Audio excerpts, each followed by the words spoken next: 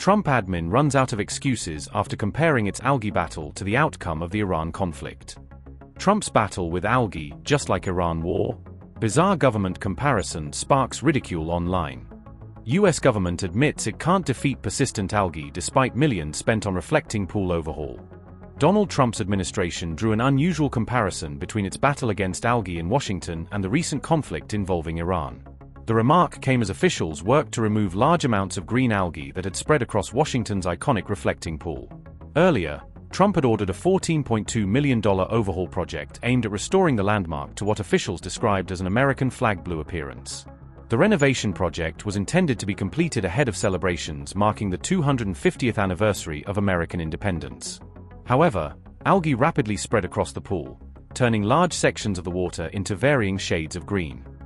By June 18th, portions of the newly applied coating appeared to be peeling away as cleanup operations continued. Workers wearing waders were seen manually removing algae and clearing thick green patches from different parts of the reflecting pool. The U.S. Interior Department insisted the water remained crystal clear and accused what it called the fake news media of misrepresenting conditions at the site. U.S. Interior Department said, and I quote, "The reflecting pool water is crystal clear, and our National Park Service team is now vacuuming up the dead algae resting on the bottom of some parts of the reflecting pool. Just like the destroyed Iranian Navy resting on the bottom of the Persian Gulf." Unquote. The reflecting pool remains one of Washington's most recognizable landmarks and among the city's most visited tourist attractions. The historic site also served as the backdrop for Martin Luther King Jr.'s famous "I Have a Dream" speech delivered in 1963.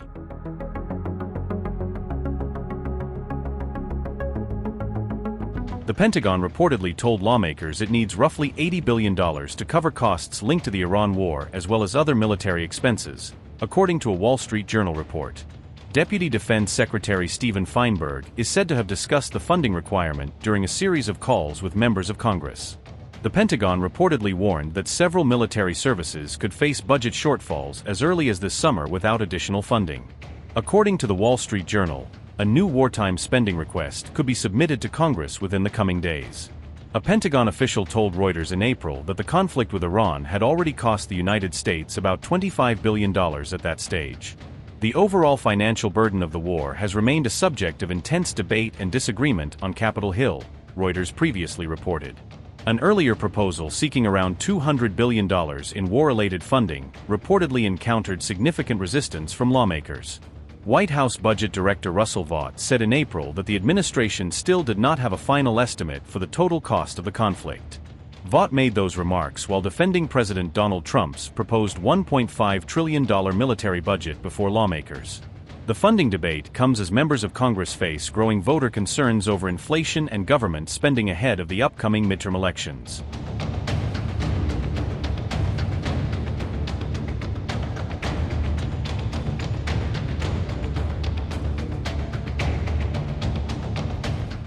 President Donald Trump has rejected claims that the Iran war exposed limits to America's ability to project power on the global stage.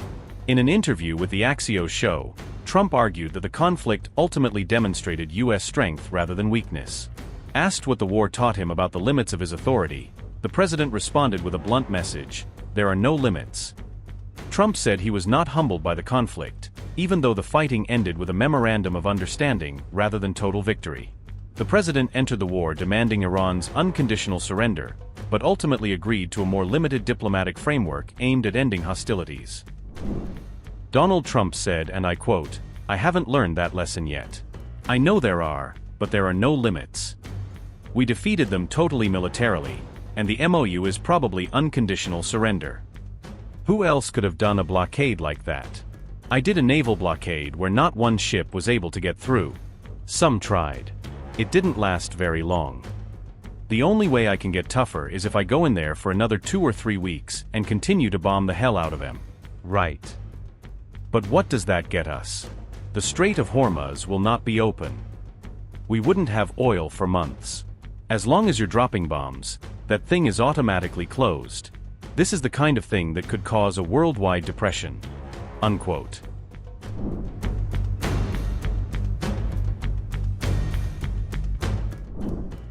Despite his tough rhetoric, President Trump acknowledged that continuing the war would have carried significant risks for the United States and the global economy. The president said the only way to become tougher would have been to extend the bombing campaign against Iran. Trump questioned what such a strategy would achieve beyond prolonging the conflict and increasing instability across the region. He warned that a longer war could have kept the Strait of Hormuz closed to commercial shipping for an extended period. According to Trump, as long as bombs were falling, normal maritime traffic through the strategic waterway would have remained impossible.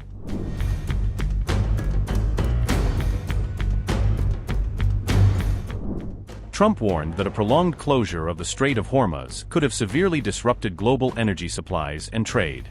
The U.S. president said the world could have faced months without normal oil flows through the strategic waterway. Trump argued that the risk of a global economic depression was a major factor behind his decision-making during the conflict. Sources familiar with the president's thinking said he was increasingly concerned about declining global petroleum reserves and a potential oil shock. We run out of reserves in about 4 weeks. There are reserves all over the world, and we would really run out, and there'll be a time when you wouldn't be able to get it, and you want to see bedlam? So for all those so-called geniuses that want to show me how smart they are, ask them why didn't they blow up General Soleimani? Ask that of the general and a couple of other people that I like very much, but boy, are they wrong.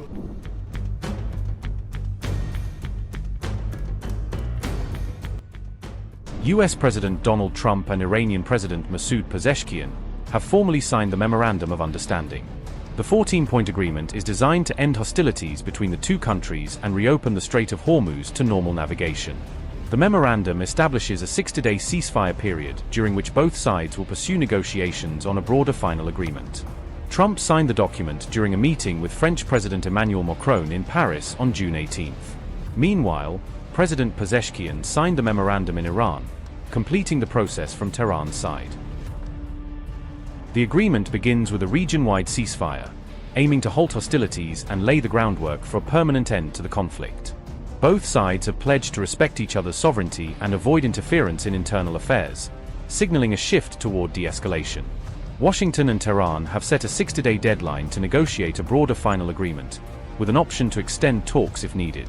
The United States has agreed to begin lifting its naval blockade, while Iran will gradually restore normal shipping through the Strait of Hormuz.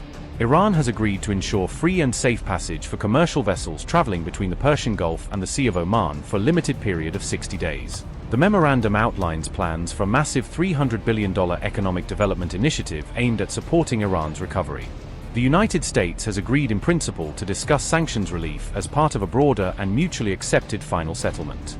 Iran has reaffirmed that it will not pursue nuclear weapons, while both sides work on a framework for managing enriched uranium. Until a final agreement is reached, Iran will maintain its current nuclear activities and the US will avoid new sanctions or military deployments. The agreement allows for sanctions waivers that could enable Iranian oil exports and related financial services to resume. Both sides will explore pathways toward financial normalization, including discussions on frozen assets and economic access. Once initial commitments are implemented, negotiations will expand to address all remaining issues required for a lasting settlement. Progress toward a final agreement will depend on both sides demonstrating compliance with ceasefire and maritime obligations. Any final agreement is expected to be submitted to the United Nations Security Council for international legal backing and enforcement.